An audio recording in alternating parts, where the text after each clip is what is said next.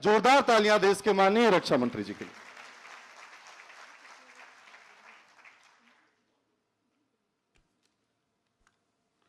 बहुत बहुत धन्यवाद। दिल्ली विश्वविद्यालय के vice chancellor professor Yogesh Singh ji, guest of honour Shri Yuvraj ji Malik, director national book trust, ministry of education, government of India,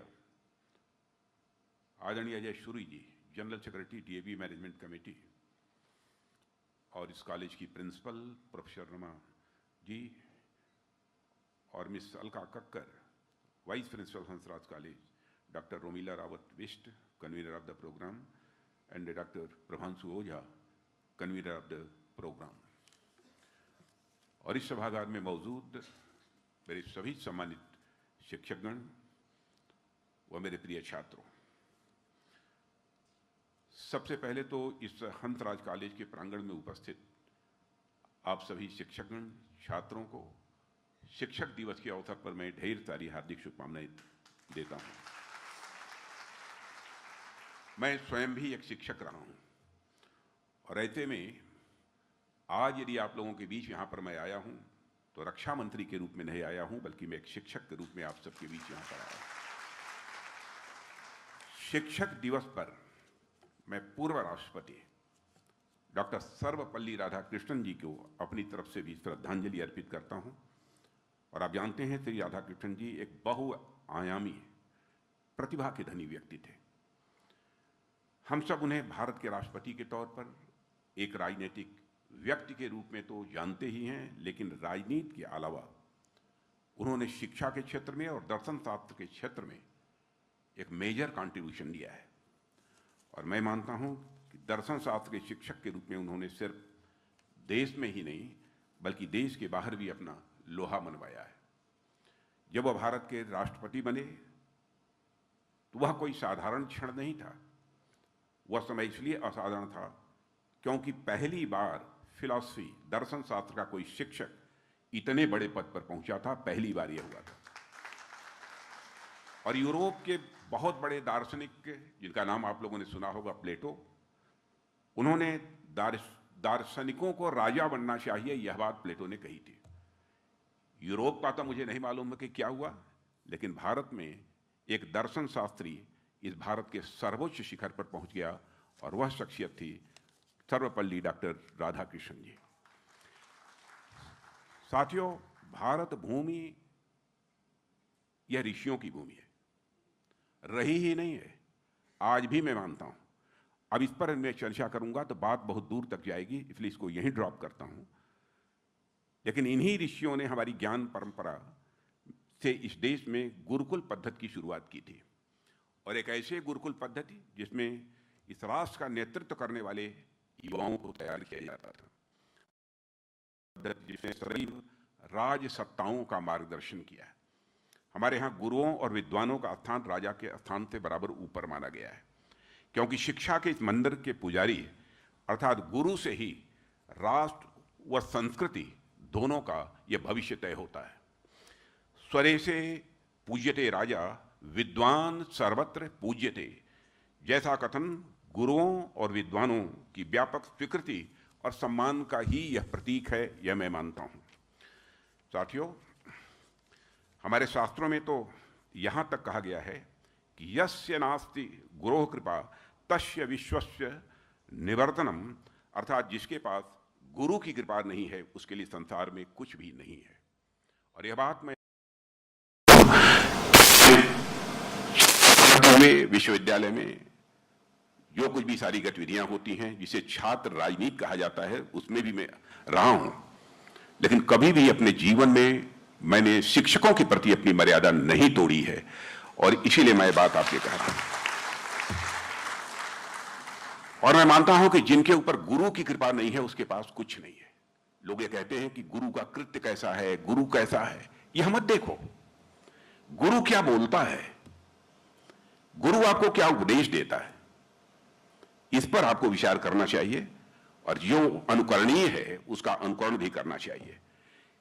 यह भी शाश्वत सत्य है कि किसी व्यक्ति को ऑर्डिनरी से एक्स्ट्रा ऑर्डिनरी बनाने की क्षमता सिर्फ और सिर्फ गुरु के अंदर ही होती है। गुरु हमें अंधकार से प्रकाश की ओर ले जाते हैं और भारत की विशाल जो गुरु परंपरा के इन्हीं वाहकों में अग्रणी थे स्वामी दयानंद सरस्वती जी, जिनकी स्मृति में व्याख्यान माला का यहां पर आयोजन हुआ है। साथियों, भारत के राष्ट्रीय पुनर्जागरण में स्वामी जी का जो योगदान रहा है उसे भुलाया नहीं जा सकता और जिस पर चर्चा की जाए तो केवल एक दिन में यह चर्चा समाप्त नहीं होगी, कई दिनों का समय इसमें लगेगा। और जैसा कि मैं अभी जिक्र कर रहा था कि गुरु एक प्रकाश पुंज की भांति हमें अंधकार से बाहर निकालने का प्रयास करते हैं और आज आप 19वीं शताब्दी के उस कालखंड की कल्पना करिए जब भारत ब्रिटिश हुकूमत में अपने सामाजिक, राजनीतिक और साथ ही साथ सांस्कृतिक विसंगतियों से पूरी तरह से यह ग्रस्त था। उस समय की कल्पना करिए कि 9 सालों से गुलामी की बेड़ियों में जकड़े हुए भारत में अंधकार कितना घना था। स्वाभाविक है जब अंधकार इतना घना होगा तो उसके लिए प्रकाश पुंज भी उतना ही तीव्र होना चाहिए। उसके लिए प्रकाश पुंज भी वैसा ही होना चाहिए जो उसे घने अंधेरे को अपनी तीव्रता से मात दे सके। और स्वामी दयानंद सरस्वती जी ने उसी प्रकाश पुंज की भूमिका बनाई। उनका सत्यार्थ प्रकाश ऐसा ही प्रकाश पुंज था और मैं कहूंगा कि आप सबको भी सत्यार्थ प्रकाश पढ़ना चाहिए जिन्होंने न पढ़ा हो।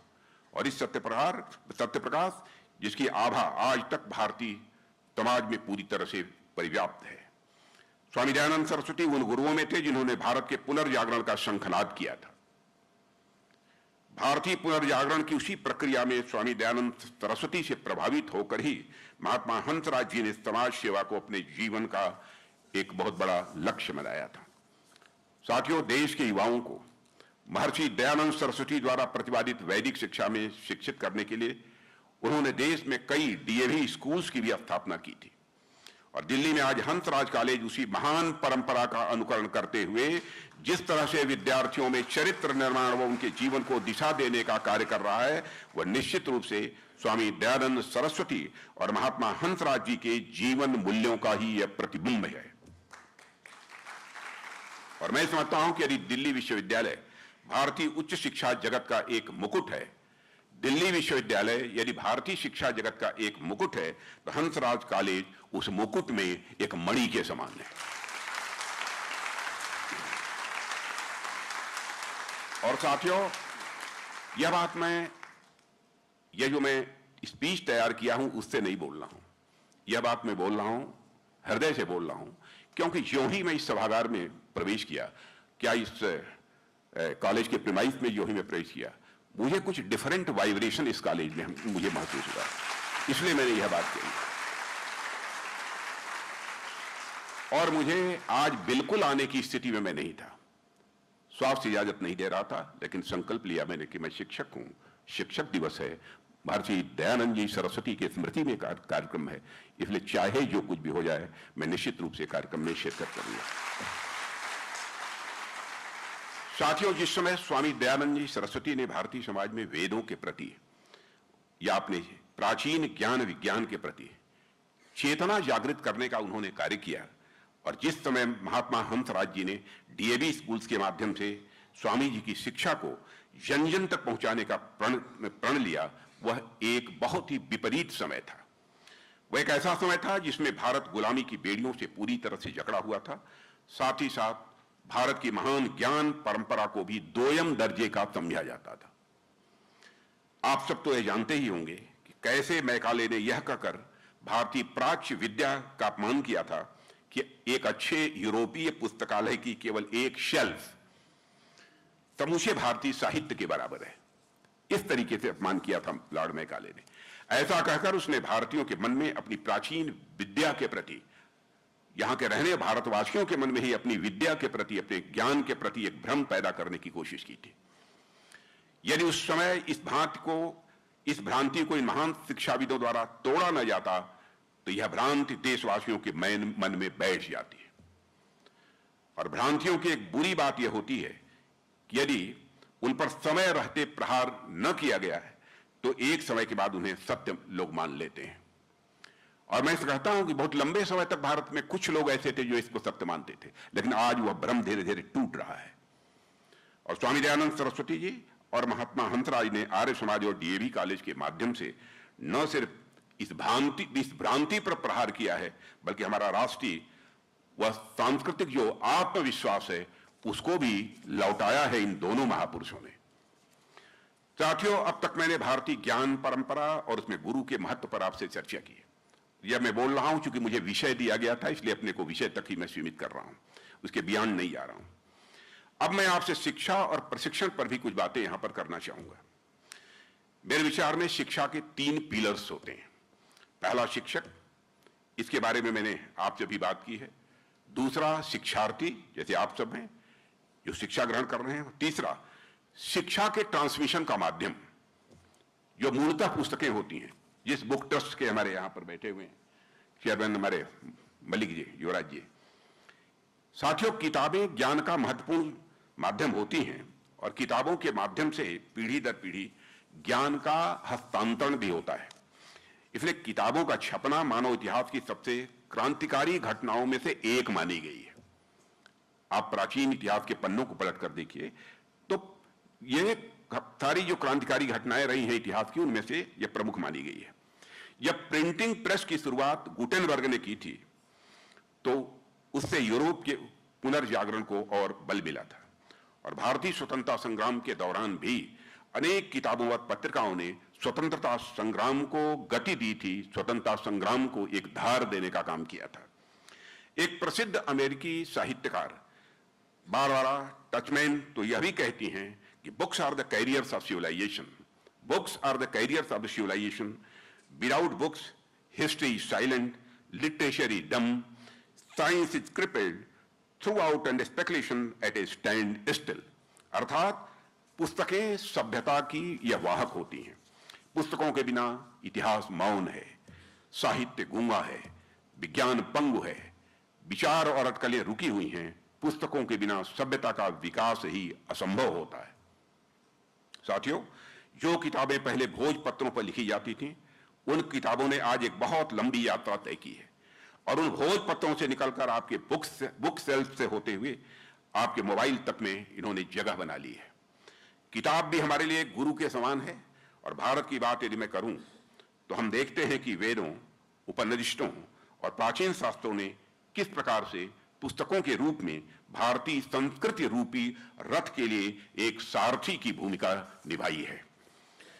आप पश्चिम में देखें तो यही पाएंगे कि ओल्ड एंड न्यू टेस्टामेंट ने वहां पर सभ्यता के निर्माण में एक बहुत ही महत्वपूर्ण भूमिका निभाई और मध्य पूर्व में ठीक वही भूमिका कुरान शरीफ ने निभाई। भारत में भी मध्यकाल में एक ऐसी ही पुस्तक देखने को मिली जिसे श्री रामचरितमानस के रूप में जाना जाता है। वह मध्यकाल का समय था। वह मध्यकाल का समय था जब भारत की सनातन चेतना कई आक्रमणकारियों के आघात को झेलकर सुसुप्त अवस्था में जा चुकी थी। जब भारतीय संस्कृति पर इतना गहरा कोहरा छा गया था, तब गोस्वामी तुलसीदास जी ने राम के चरित्र को श्री रामचरितमानस के रूप में उतारकर भारतीय समाज को एक उन्होंने प्रेरणा दी कि राम के चरित्र को जीवन में उतारकर ही इस कोहरे से पार पाया जा सकता है। जैसा मैंने पहले कहा कि किताबें ज्ञान की ट्रांसमिशन की माध्यम होती हैं, लेकिन कुछ किताबें ऐसी भी होती हैं जो अपने आप में ही संपूर्ण होती हैं।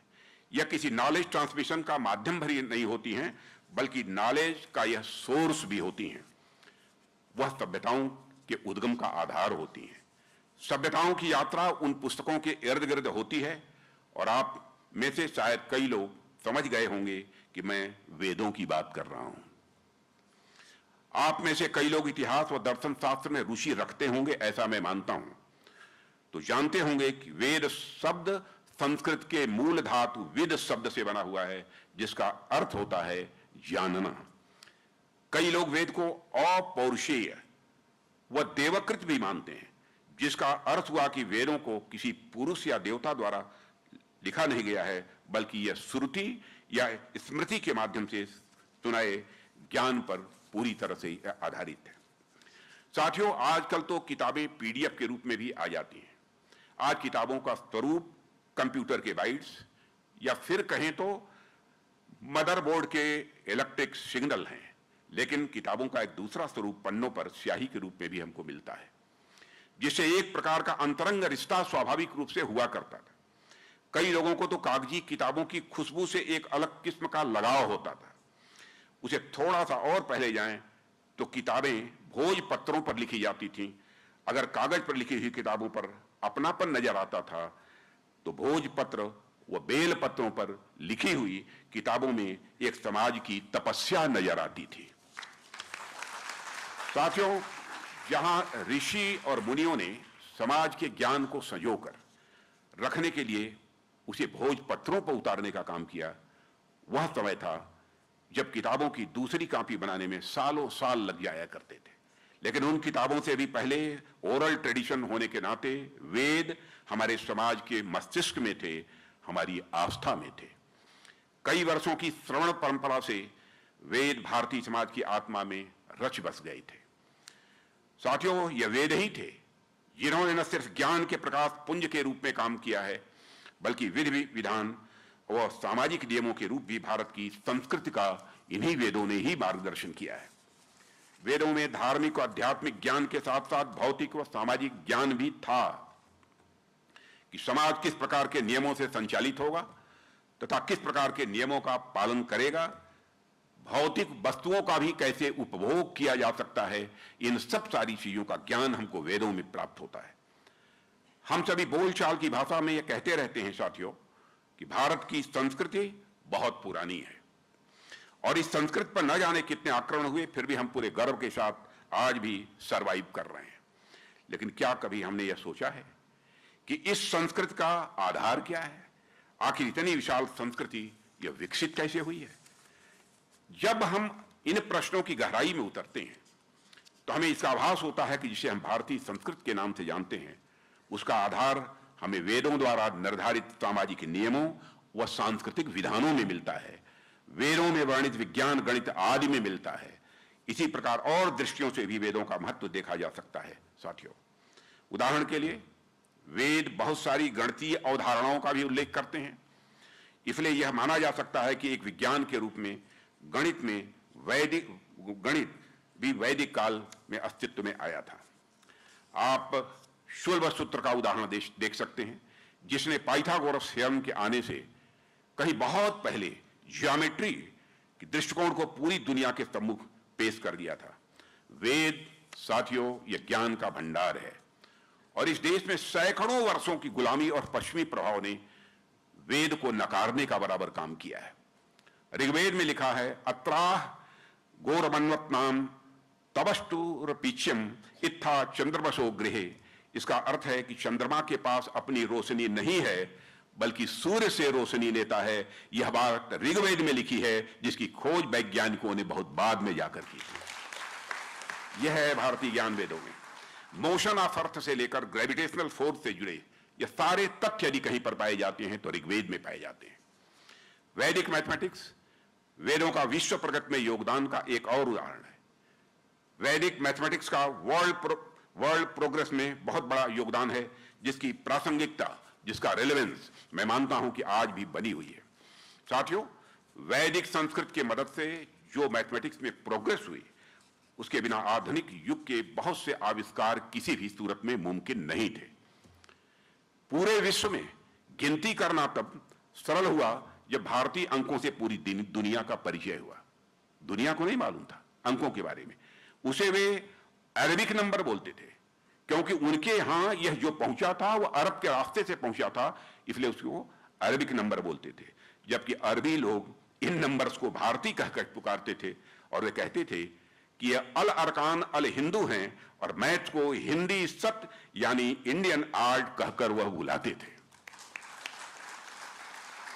शून्य भी वैदिक गणना का ही एक हिस्सा है। इसके बारे में कई बार आपने इस पीछे सुनी भी होंगी। सुलभ सूत्र में वैदिक मैथ के सूत्र हैं, जिसको कई वर्ष ईसा पूर्व माना गया है, मगर गुलामी के चलते हम यह भूल गए। और शिक्षा साथियों, सच में मुझे गर्व है कि गर्व नहीं गौरव है। गर्व और गौरव में अंतर होता है। गर्व से अहंकार की बू आती है। मुझे गौरव है, अल्पकाल तक ही शिक्षा मंत्री रहते हुए मुझे वैदिक मैथमेटिक्स लाने का अवसर प्राप्त हुआ था, और मैंने दो प्रश्न वैदिक सिस्टम से सॉल्व करना यह अनिवार्य कर दिया था। और उस समय सारे हमारे टीचर्स की भी प्रॉपर ट्रेनिंग भी हो गई थी। लेकिन बाद में आने वाली सरकार ने, पता नहीं वोट बैंक की पॉलिटिक्स कारण रहा होगा सबसे बड़ा, उसको पूरी तरह से कोर्स के बाहर कर दिया। आयुर्वेद की बात यदि हम करें तो वो अभी अथर्ववेद में है, ये आप सबको जानकारी है। और आज आयुर्वेद की लोकप्रियता भारत तक ही सीमित नहीं है, दुनिया के दूसरे देशों में भी आयुर्वेद के प्रति लोगों का आकर्षण तेजी के साथ बढ़ा है। इसी अथर्ववेद में स्किज़ोफ्रेनिया और अलग अलग तरीके से फोबिया का जिक्र है, जिस पर आज भी मनोचिकित्सक शोध कर रहे हैं। साथियों, मतलब वेदों में ऐसा बहुत कुछ छिपा हुआ है जिस पर आज नए ढंग से शोध करने की, रिसर्च करने की आवश्यकता है। मैंने अभी किसी पोर्टल पर इसरो के चेयरमैन यश सोमनाथ का नाम तो इस समय बहुत ही चर्चा में, करिश्माई काम किया है उनके नेतृत्व में हमारे वैज्ञानिकों ने। एक इंटरव्यू देते हुए उन्होंने कहा था कि जिसमें उन्होंने कहा था कि algebra, square roots, concepts of time, architecture, the structure of the universe, metallurgy, even aviation, were first found in the Vedas. Traveled to Europe through Arab countries and were subsequently posited as discoveries of scientists of the Western world. साथियों, mathematics के क्षेत्र में और अधिक बात करूं तो maths के अनेक फील्ड्स के ओरिजिन आप हमारे वेदों में देख सकते हैं। वेदों में इन फील्ड्स के ओरिजिन का होना इस बात का प्रमाण है कि प्राचीन काल में ही, खासकर वैदिक काल से, हमारा देश गणितीय विचारों में बराबर अग्रणी रहा है। अनेक विद्वान यह मानते हैं कि परमुटेशन और कॉम्बिनेशन की थियरी वैदिक छंदों में ही यह निहित है। इसी तरह आप पाएंगे कि ऋग्वेद में गेम ऑफ डाइस का उल्लेख मिलता है, जिसमें थियरी ऑफ प्रोबेबिलिटी, यहां पर जो मैथमेटिक्स के और फिजिक्स के छात्र होंगे थियरी ऑफ प्रोबेबिलिटी के बारे में जानते होंगे, थियरी ऑफ प्रोबेबिलिटी के संकेत के रूप में इसे गेम ऑफ डाइस जिसका उल्लेख हुआ है उसको हम देख सकते हैं। इतना ही नहीं, डेसिमल प्लेस वैल्यू सिस्टम की अवधारणा भी वेदों में पाई जाने की बात भी हमारे यहां कही गई है। साथियों, इस देश में कई दायित्वों का मैंने निर्वहन किया है और वर्तमान में रक्षा मंत्री के रूप में देश को अपनी सेवाएं दे रहा हूं। पर मुझसे यदि कभी पूछा जाए कि मेरी अब तक की उपलब्धियां क्या क्या रही हैं, तो उनमें मेरी जो अचीवमेंट्स होंगी उनमें एक अचीवमेंट यह भी होगा कि उत्तर प्रदेश में शिक्षा मंत्री रहते हुए वहां के पाठ्यक्रमों में मैंने वैदिक मैथमेटिक्स को शामिल कराया था। यहां पर आपके सामने नकल रोकने की बात की गई थी, वो कदम बहुत ही कठोर था। जहां पर उत्तर प्रदेश में रिजल्ट्स मोर देन 70%, 75%, 80% आया करते थे, और जिस समय मैंने एंटी कॉपिंग ऑर्डिनेंस लाया था, नकल रोकने का कानून लाया था, उस समय रिजल्ट 14% आए थे। 14%, 14% आए थे। यह हालत थी शिक्षा जगत की। वैदिक गणित की क्या महत्ता है, इस पर बात करने की मैं समझता हूं कि बहुत आवश्यकता नहीं है।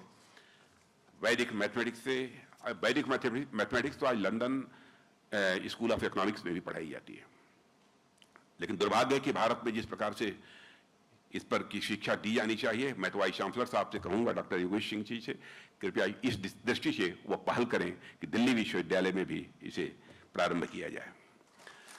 और साथियों, रिसर्चेज बताती हैं कि यह न केवल कैलकुलेशन के लिए बल्कि बच्चों के बौद्धिक विकास के लिए भी यह बहुत ही उपयोगी है। और हमारे वेद इन्हीं सब सारी विद्याओं के, इन्हीं प्रकार के सारे ज्ञानों के आधार हैं। मित्रों, चिकित्सा के क्षेत्र में भी वेदों का बहुत बड़ा योगदान है। जो लोग मेडिकल सेक्टर से परिचित होंगे वह जानते होंगे कि जो चरक संहिता मेडिकल सेक्टर के लिए इतनी इंपॉर्टेंट है, उस चरक संहिता के श्लोक के अनुसार चिकित्सक अथर्ववेद के प्रति अपनी निष्ठा रखते हैं। वेदों का पूरी भारतीय संस्कृति पर जो प्रभाव है उसे देखकर ही मैंने आपसे यह जिक्र किया है कि भारतीय संस्कृति का आधार ही है वेद। और मैं आपके सामने एक अच्छी खासी संख्या यहां पर देश के कर्णधारों की देख रहा हूं, यानी आप सब छात्रों की देख रहा हूं। मैं आप जैसे युवाओं से हमेशा संस्कार की बात करता हूं, और आपको भी भारतीय ज्ञान परंपरा से विशेष रूप से सीखने की जरूरत है। और यह हमारी ज्ञान परंपरा ही है जो हमें इच्छाओं पर नहीं बल्कि कर्मों पर ध्यान देने की शिक्षा देती है। इसलिए एक उदाहरण से आप लोगों के सामने यह बात मैं रखना चाहूंगा। मित्रों, एक तो मैं कहना चाहूंगा, जीवन में मर्यादाओं का अतिक्रमण मत करना। दुश्मन के साथ भी मर्यादाओं का पालन करना चाहिए। दुश्मन के साथ भी मर्यादाओं का पालन करना चाहिए, मर्यादाओं को कभी नहीं तोड़ना चाहिए। और साथ ही साथ जरूरत से ज्यादा महत्वाकांक्षी भी नहीं होना चाहिए। लोग ये कहते हैं जब महत्वाकांक्षा नहीं होगी तो हम अपने जीवन में बड़े से किसी लक्ष्य को हम कैसे हासिल कर सकते हैं। ठीक है, लेकिन कभी कभी बहुत सारी ऐसी इच्छाएं होती हैं, हम जीवन में इस पद को हासिल कर लें, इस पद को हासिल कर लें, ये कर लें, वो कर लें, बहुत सारी इच्छाएं होती हैं। जो कुछ भी करना, यदि मन में महत्वाकांक्षा भी पैदा होती है तो होने देना, लेकिन जीवन में कभी छोटे मन से मत काम करना। मेरे छात्रों, मेरे बच्चों, मैं कहना चाहूंगा, जीवन में कभी छोटे मन से काम नहीं करना। हमारे अटल जी कहा करते थे, छोटे मन से कोई बड़ा नहीं हो सकता और टूटे मन से कोई खड़ा नहीं हो सकता। और जो जितना ही बड़े मन का होगा उसे उतने ही सुख की प्राप्ति होगी, उतने ही आनंद की प्राप्ति होगी और उसे अपने जीवन में परमानंद की भी प्राप्ति हो सकती है, जिसका मन जितना बड़ा होगा।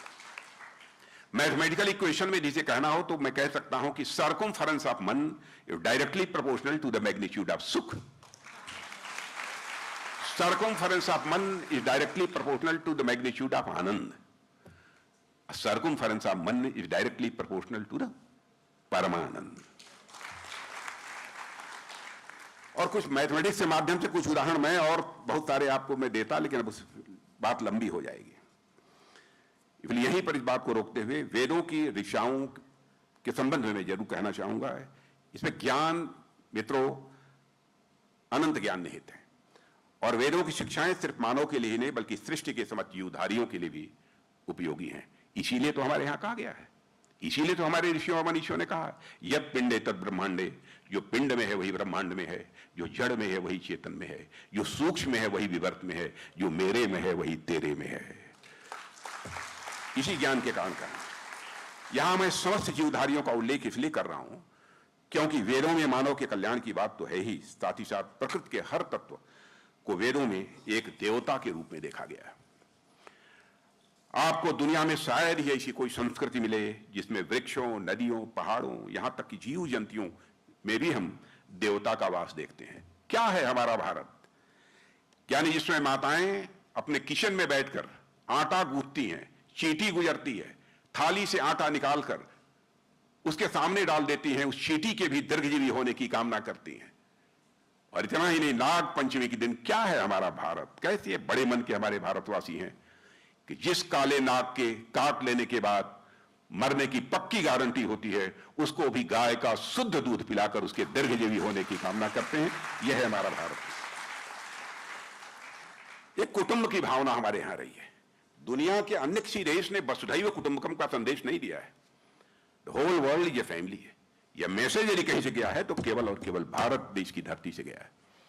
साथियों, मेरे अनुसार वेदों की जो सबसे महत्वपूर्ण विशेषता है वह है उनकी लॉन्जेविटी, यानी उनकी सनातनता। जिस सनातनता पर इसमें चोट कुछ लोगों के द्वारा पहुंचाने की कोशिश की जा रही है। सनातन है क्या? जो नित्य नूतन है, चिर पुरातन है, वही सनातन है। अब इस विस्तार में नहीं जाऊंगा। पीढ़ियां बदली, शताब्दियां बदली, सहस्राब्दियां बदली, लेकिन वेद आज भी प्रासंगिक हैं। कुछ ऐसी चुनौतियां भी हैं जिसका आज मनुष्य सामना कर रहा है और उनके समाधान के लिए प्रयास कर रहा है, और उन चुनौतियों का समाधान पहले से ही वेदों में उल्लिखित है। इनमें से एक का उदाहरण मैं आपको यहां देना चाहूंगा। जिस प्रकार पूरी दुनिया आजकल जलवायु परिवर्तन के दौर से गुजर रही है और जलवायु परिवर्तन को लेकर सारा विश्व इसमें चिंतित है, उसके लिए हर जगह समाधान के लिए वृक्षारोपण का प्रयास किया जा रहा है। हमारे देश में भी वृक्षारोपण के प्रति आग्रह बढ़ा है। इसका समाधान ऋग्वेद में हमें दिखाई देता है। ऋग्वेद में भी वृक्षारोपण का उल्लेख करते हुए यह कहा गया है, दे 10 कूप समावपी देशवापी समहर्द्रह 10 हृदय समपुत्रो 10 पुत्रो समूह द्रमुह। अर्थात 10 कुएं के बराबर एक बावड़ी होती है, 10 कुओं के बराबर एक बावड़ी होती है और 10 बावड़ियों के बराबर एक तालाब होता है। अब 10 तालाबों के बराबर एक पुत्र और 10 पुत्रों के बराबर आज वृक्ष होता है। जो लोग आज सोच रहे हैं, हजारों साल पहले हमारे देश के ऋषियों और मनीषियों ने यह सोचा था और उन्होंने यह संदेश दिया था। कितने दूरदृष्टा थे, भविष्य दृष्टा थे, इसकी कल्पना करिए। यह श्लोक बताता है कि मानव के लिए जलाशय या तालाब जैसे जल स्रोत कितने महत्वपूर्ण होते हैं, उन्हें पुत्र से भी बढ़कर समझना चाहिए। यह बताता है जल और जल स्रोतों के प्रति हमारी कितनी अंतरंगता है। इस प्रकार के ऐसे अनेक श्लोक हैं जो वेदों में उपस्थित हैं और वर्तमान समय में उन श्लोकों के माध्यम से वर्तमान समय की चुनौतियों का सामना किया जा सकता है और उस पर विजय प्राप्त की जा सकती है। कुछ ऐसे लोग भी हैं जो वेदों में जातिगत व्यवस्था मिलने का आरोप लगाते हैं। ऐसे लोग ना तो वेदों को अच्छी तरह से जानते हैं और न ही उन्होंने कभी वेदों का अच्छी तरह से कभी अध्ययन किया है। वेद भारत की उस प्राचीन ज्ञान परंपरा का प्रतिनिधित्व करते हैं मेरे मित्रों, जिसमें जात के आधार पर नहीं बल्कि कर्म के आधार पर वर्णों का उल्लेख है। एक ही परिवार में कई वर्ण के लोग हो सकते हैं। वेद तो उस विचार का प्रतिनिधित्व करते हैं जिसमें जन्म के आधार पर नहीं बल्कि कर्म या गुण के आधार पर वर्ण व्यवस्था को देखा गया है। और ऋग्वेद में तो एक कृतिकार के माध्यम से एक जगह यह भी लिखा है। अब वो श्लोक है इसलिए मैं उसको आपके सामने नहीं बोलूंगा क्योंकि सबकी समझ में आना और हमारे लिए पढ़ना भी बहुत कठिन है। मैं कवि हूं, श्लोक का अर्थ है मैं कवि हूं और अपनी आजीविका के लिए कविताई करता हूं। मेरे पिता एक वैद्य हैं, मेरी माता आजीविका के लिए अनाज पीसने का काम करती हैं। पूरा श्लोक तो और अधिक विस्तृत है पर उसका भाव यह है कि हम एक ही परिवार के सदस्य होते हुए भी अलग अलग कर्मों का प्रतिनिधित्व करते हुए अलग अलग जाति वाले हैं। एक ही परिवार में जातिगत भेदभाव का कहीं प्रश्न ही नहीं था हमारे प्राचीन भारत में। ऋग्वेद का यह श्लोक बताता है कि वेदों ने हमेशा एक ऐसे समाज की रचना का प्रयास किया है यहां किसी प्रकार का भेदभाव न हो और वेदों ने हमेशा कर्म को ही यह प्रधानता दी गई है। साथियों, वेदों से इतर भारत के अन्य प्राचीन शास्त्र भी कर्म को बहुत महत्व देते हैं। निष्काम कर्म तो भारतीय ज्ञान परंपरा का एक ऐसा उपदेश है जिससे पूरी दुनिया प्रभावित है। जैसा कि मैंने अभी जिक्र किया कि भारतीय ज्ञान परंपरा हमें कर्म सिद्धांत की ओर ले जाता है और सबको उनके कर्मों के अनुसार ही फल भी मिलता है। आप रावण को देख लीजिए, वो उस लंका का राजा था जो लंका उस समय दुनिया की सबसे संपन्न राज्यों में था। प्रश्न कर्म का था, क्या हुआ, कैसे हुआ, कितनी बड़ी विशाल सेना थी, उसके विस्तार में भी आप सबके सामने नहीं आना चाहूंगा। मैं समझता हूं कि संकेत में ही आप हमारी बात को समझे होंगे। साथियों, कई बार भारतीय ज्ञान परंपरा और वेद जनित चिंतनधारा पर यह आरोप लगाया जाता है। कई बार हमारी भारतीय ज्ञान परंपरा और वेद जनित चिंतनधारा पर यह आरोप लगाया जाता है कि यहां समता, समानता और बंधुत्व की अवधारणा पर अपेक्षाकृत जितना गंभीर विचार होना चाहिए वो नहीं किया गया। यह अवधारणा यहां अगर यहां पहुंची है तो वेस्टर्न रेनेसां यानी पाश्चात्य पुनर्जागरण अथवा फ्रेंच रिवॉल्यूशन के माध्यम से हमारे यहां पहुंची है। यह भी हमारे बच्चों को पहले भी पढ़ाया जाता था। मैं समझता हूं न्यू एजुकेशन पॉलिसी लागू होने के बाद अब शायद पाठ्य पुस्तकों में वह नहीं होगा और मैं मानता हूं कि यह बात बिल्कुल सही नहीं है। इसे पूरी तरह से मैं खारिज करता हूं। और यह जरूर है कि दुनिया के अनेक देशों की तरह भारत भी इन इवेंट से प्रभावित हुआ है और उनसे हमने सीख ली, पर समता और समानता की अवधारणा इनके बहुत पहले से बड़ी गंभीरता के साथ हमारे प्राचीन ग्रंथों में विद्यमान है। बल्कि उससे कहीं आगे बढ़ते हुए साथियों, मैं यह भी कहना चाहूंगा कि वेस्ट में तो मानव के बीच समता, समानता और बंधुत्व पर बात की गई है, पर हमारे देश में तो मानव के साथ साथ अन्य प्राणियों, जीव जंतुओं और जड़ चेतन तक के बीच समानता और उनके कल्याण की बात की गई। इतना अंतर। समस्त प्राणियों, चर अचर में ईश्वर के अंश होने का संदेश अगर दुनिया में कहीं से गया है तो केवल और केवल हमारे और आपके देश भारत की धरती से गया है। और मैंने बताया कि वसुधैव कुटुंबकम यत् पिंडे तत् ब्रह्मांडे, जिसका उदाहरण मैंने आप सबको दिया है। साथियों, समानता की अवधारणा हमारे आदि ग्रंथों में किस तरह व्याप्त है यह मैं आप लोगों के सामने रखना चाहूंगा। अखंड मंडलाकारम व्याप्त एवं चराचरम कहकर इस देश में कण कण में ईश्वर की संकल्पना इसीलिए की गई है ताकि मानव का मानव से नहीं बल्कि सृष्टि के सभी अंगों के साथ तादात्म्य स्थापित हो सके। वेदों में मानवीय समानता और बंधुत्व की भावना को बहुत महत्वपूर्ण स्थान दिया गया है। ऋग्वेद तो यहां तक कहते हैं अज्येष्ठासो अकनिष्ठा एते संग भ्रातरो, यानी न कोई ज्येष्ठ यानी बड़ा है न कोई कनिष्ठ यानी छोटा है, सभी भ्रातृभाव से आगे बढ़ें और प्राणी मात्र के प्रति समानता का इससे बड़ा भाव और कहां मिल सकता है। समानता का यह भाव, यही समानता का भाव मैं समझता हूं कि आर्य समाज का प्राण है।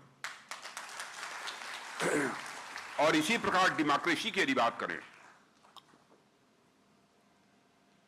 इसी प्रकार डेमोक्रेसी की बात करें तो इसे वेस्ट द्वारा दुनिया को दी गई एक शासन पद्धति माना जाता है कि डेमोक्रेसी तो दुनिया के दूसरे देशों से आई है।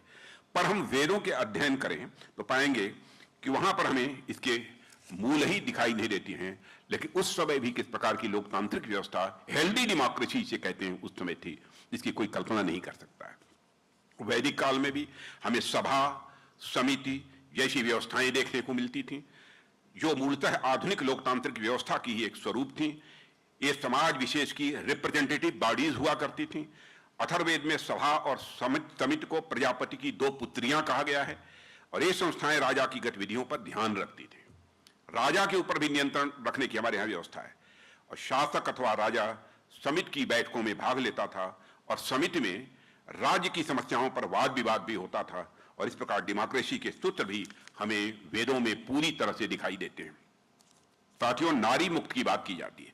नारी मुक्त के बारे में भी यह कहा जाता है कि यह वेस्ट से मिला हुआ कंसेप्ट है। नारी, हमारे यहां तो कहा गया है यत्र नार्यास्तु पूज्यन्ते तत्र देवाः रमन्ते, पहले से ये बात चली आ रही है। पर हमारे वेदों में विमेन एम्पावरमेंट को कि बहुत सारे महत्वपूर्ण सूत्र मिलेंगे। वह सूत्र भी मैं आपको दे सकता हूं, उसकी डिटेल में नहीं जाऊंगा। और वैदिक काल में पुरुषों की तरह ही स्त्रियों को भी धार्मिक कार्य करने का अधिकार था, और नारियों के अधिकार पुरुषों से किसी मामले में कम नहीं थे। वेदकालीन अनेक ऐसी भी नारियों को उदाहरण मिलते हैं, और यह बात मैं इसलिए कह रहा हूं कि यह भ्रांति पैदा करने की कोशिश की जाती है कि वैदिक काल में नारियों को दोयम दर्जे का समझा जाता था। वेदकालीन अनेक ऐसी भी नारियों को उदाहरण यहां मिलते हैं जिन्होंने ऋषियों और द्रष्टाओं की तरह ऋचाएं भी रची थी। इसमें गार्गी, मैत्रेयी, लोपामुद्रा, अपाला आदि के नाम ये विशेष रूप से उल्लेखनीय है। स्त्री एवं पुरुष के सामाजिक और धार्मिक अधिकारों में कोई बहुत अंतर नहीं था। इसलिए साथियों, हमें स्वामी दयानंद सरस्वती के वेदों की ओर लौटो, स्वामी दयानंद सरस्वती के वेदों की ओर लौटो कि उस उपदेश पर विचार करना होगा, और वर्तमान जीवन के अनुरूप वेदों की नई हमें व्याख्याएं करनी होगी। और वह व्याख्या यदि कोई कर सकता है तो आप जैसे छात्र कर सकते हैं, आप जैसे नौजवान कर सकते हैं। वेदों की ज्ञान की नए तरह से व्याख्या करने की जरूरत है, जिससे समाज को और सकारात्मकता मिले। हालांकि अनेक ऐसे काम मेरी जानकारी में हुए हैं, आज भी हो रहे हैं, पर हमें इसे और बड़े स्तर पर करने की जरूरत है, और हमें वेदों को लेकर भी अपने नजरियों को बदलने की भी आवश्यकता है। अर्थात वे अब हमारे लिए सिर्फ अध्ययन के ही नहीं बल्कि शोध के यानी रिसर्च के भी विषय होने चाहिए। और हम सब देखते हैं कि दुनिया भर के विभिन्न स्थानों में अलग अलग विषयों पर वेदों से ज्ञान अर्जित किया जा रहा है। तो क्या हम सभी भारतीय इस पर शोध करके इसमें से वर्तमान समय के अनुकूल कुछ तत्व नहीं निकाल सकते? जैसा कि अथर्ववेद में लिखा भी हुआ है, विप्रारितस्य वाहसा, अर्थात ज्ञानी ही सत्य के प्रचारक होते हैं। मुझे पूर्ण विश्वास है कि आप सभी इसी बात पर विचार करेंगे कि कैसे वेदों पर शोध को बढ़ाया जाए और उसके ज्ञान को आधुनिक समाज के विकास में प्रयोग किया जाए। सही मायने में यही स्वामी दयानंद सरस्वती और महात्मा हंसराज की सिद्धांतों के प्रति हमारी सच्ची श्रद्धांजलि होगी। और जब हम वेदों के ज्ञान के अथाह समुद्र का मंथन करेंगे साथियों, और उसके अमृत से भारत समेत पूरी मानवता को लाभान्वित करेंगे, और कृण्वन्तो विश्वमार्यम यानी यह विश्व श्रेष्ठ बने ये कथन को हम चरितार्थ करेंगे, उसी में हमारे जीवन की सार्थकता है। इसी के साथ मैं पुनः एक बार शिक्षक दिवस के अवसर पर आप सबको अपनी हार्दिक शुभकामनाएं देता हूं, और आप सभी को हार्दिक शुभकामनाएं देते हुए और सभी बच्चों के उज्जवल भविष्य की कामना करते हुए, और यह भी कामना करते हुए ईश्वर से कि परमात्मा आपके अंदर वह योग्यता दे, क्षमता दे, वह प्रतिभा दे, ताकि भारत को फिर से विश्व गुरु के पद पर आप आसीन कर सकेंगे। मैं समझता हूं महर्षि दयानंद की मुराद पूरी होगी। Thank you.